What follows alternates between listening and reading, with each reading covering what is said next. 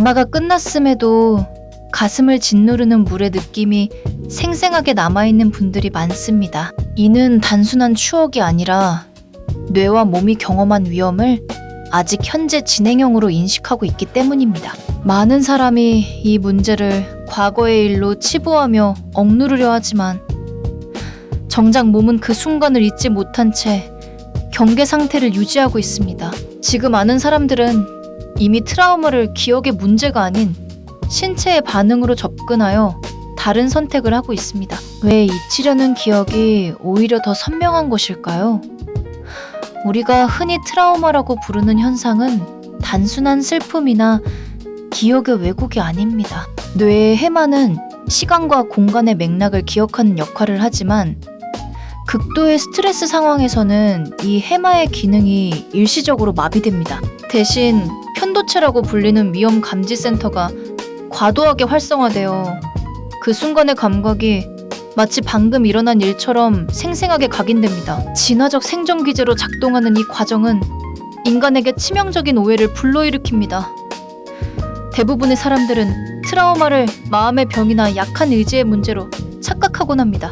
그런데 실제 데이터는 다릅니다. 양산 소방서에서는 2026년 상반기에 하트 트라우마 세이버 인증서 수여식을 진행하며 심리적 지원이 단순한 위로가 아닌 전문적인 신체 대응, 기술임을 강조했습니다. 이는 트라우마가 도덕적 문제가 아니라 훈련과 기술로 극복 가능한 생리적 현상임을 보여줍니다. 이러한 생리적 반응은 특정 사건 이후에도 지속적으로 몸을 지배합니다. 7월 26일 보도에 따르면 장마가 끝난 뒤에도 가슴 짓누르던 물느낌 생생하다고 호소하는 수해 피해자들이 많았습니다. 이는 뇌가 안전이라는 사실을 인지하더라도 신체는 그 위험 신호를 계속 보내고 있음을 의미합니다. 만약 여러분도 어떤 소리나 냄새를 들었을 때 갑자기 심장이 두근거린다면 그것은 기억이 아니라 신체의 자동 방어 기전이 작동하고 있는 것입니다. 흔히 트라우마 치유를 위해 그 일을 잊으려 노력하라고 말합니다. 하지만 뇌과학적으로 이는 불가능에 가깝습니다. 편도체가 기록한 감각 정보는 해마의 시간 정렬 없이 각인되기 때문에 의식적으로 잊으려 할수록 오히려 신경회로는 더 단단해집니다. 포항시 북구보건소는 포항 시민들의 잦은 트라우마 호소 소식이 전해지는 7월 말 보릿돌교 붕괴 사고 현장에 긴급 심리지원단을 파견했습니다. 이는 잊으려 하지 말고 현장에서 신체를 안정시키는 현재의 감각으로 다시 연결해야 함을 시사합니다. 그럼 대충은 이해했는데 당장 뭐부터 하면 좋을까요? 오늘 퇴근 후 불안한 감정이 밀려올 때 생각하기보다는 감각 찾기를 실천해보세요. 주변에서 보이는 것 5가지, 만져지는 것 4가지, 들리는 소리 3가지를 꼽아보는 것입니다. 이 간단한 행위는 과민 반응한 편도체의 활동을 줄이고 다시 현실의 안전함을 신체에 각인시킵니다. 교육 현장에서도 이러한 신체 중심의 접근이 빠르게 확산되고 있습니다. 고양교육지원청은 교육활동 피해 교원들을 대상으로 소매틱 트라우마 치유 집단 상담을 운영 중이라고 밝혔습니다. 소매틱은 신체이라는 뜻으로 말로만 감정을 토로하는 전통적 상담과 달리 몸의 긴장을 풀고 호흡을 조절하는 방식으로 트라우마를 다룹니다. 이는 트라우마가 언어적 기억이 아닌 신체적 각인의 기반함을 인정하는 중요한 변화입니다. 사회적 재난이 끝난 후에도 트라우마는 사명감으로 전환될 수 있습니다. 7월 30일 보도된 양산소방서 소식에 따르면 눈으로 24시간 주민의 안전을 지킨 소방관들은 트라우마를 사명감으로 극복했다고 전했습니다. 이는 트라우마 자체가 사라지는 것이 아니라 그 에너지가 더 큰 목적을 위해 재구성될 수 있음을 보여줍니다. 아픔을 억누르는 것이 아니라 그것을 삶의 동력으로 재해석하는 과정이 진정한 회복의 시작입니다. 놀라운 반전 중 하나는 트라우마 치유가 완전한 기억 소거가 아니라는 점입니다. 대부분 트라우마를 없애는 것이 회복이라고 알고 있죠. 그런데 실제 임상사례는 다릅니다. 경산 방화 사건 아파트 주민들이 환청에 잠 못 자 트라우마를 호소한다는 뉴스가 7월 24일 보도되었지만 이는 증상이 완화되지 않은 것이 아니라 뇌가 여전히 위험을 감지 중임을 의미합니다. 문제는 기억을 지우는 것이 아니라 그 기억이 현재를 위협하지 않도록 신경계를 재설정하는 것입니다. 잠깐 영상이 도움이 됐다면 구독과 좋아요 한 번씩 부탁드립니다. 영상 제작에 큰 힘이 됩니다. 여기서 잠깐, 이걸 모르면 진짜 손해예요.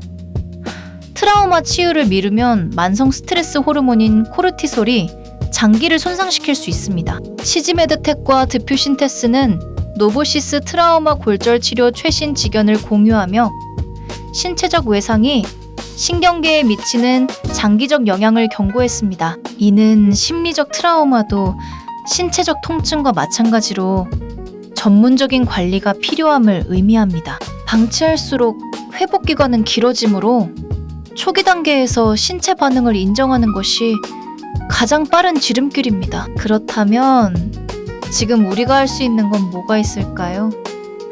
오늘 아침 물 한 잔을 마실 때 그 온도와 맛에 집중해 보세요. 이는 미시적 명상처럼 들릴 수 있지만 뇌가 현재에 머무르도록 훈련시키는 가장 효과적인 방법 중 하나입니다. 해마가 마비된 상태에서는 과거와 미래가 혼재되지만 오감의 자극은 뇌를 강제로 지금 이 순간으로 끌어옵니다. 10초만이라도 물에 감초게 하면 편도체의 경계 상태가 일시적으로 해제되는 것을 느낄 수 있습니다. 트라우마는 개인을 넘어 사회 구조적 문제로 이어지기도 합니다.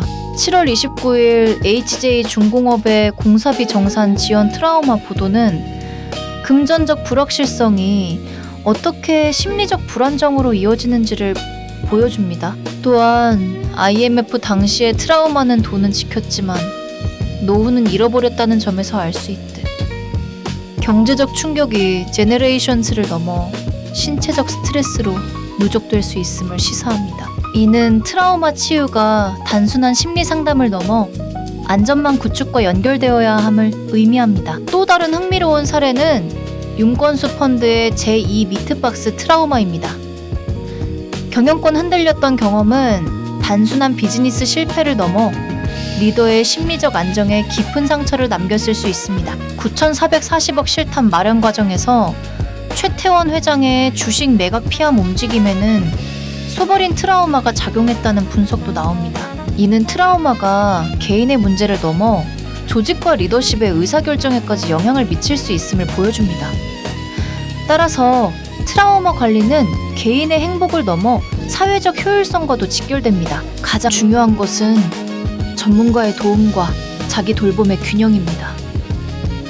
양산소방서가 수여한 하트 트라우마 세이버는 즉각적인 심리적 응급처치 능력을 의미합니다. 이는 우리가 일상에서 타인의 고통을 이해하고 자신의 몸을 돌보는 기본기가 되어야 함을 말합니다. 7월 27일 보도된 의처증 남편과 갓난아들의 도피 생활 사례처럼 극단적인 상황에서도 트라우마에 대한 사회적 이해와 지원 시스템이 중요함을 강조합니다. 마지막으로 트라우마 회복은 선형적인 과정이 아닙니다. 7월 28일 구마모토 강진에 포항 시민들이 지진 트라우마를 호소한다는 소식은 자연재해 이후의 심리적 여파가 예상보다 길고 깊을 수 있음을 보여줍니다. 하지만 이는 실패가 아니라 과정의 일부입니다.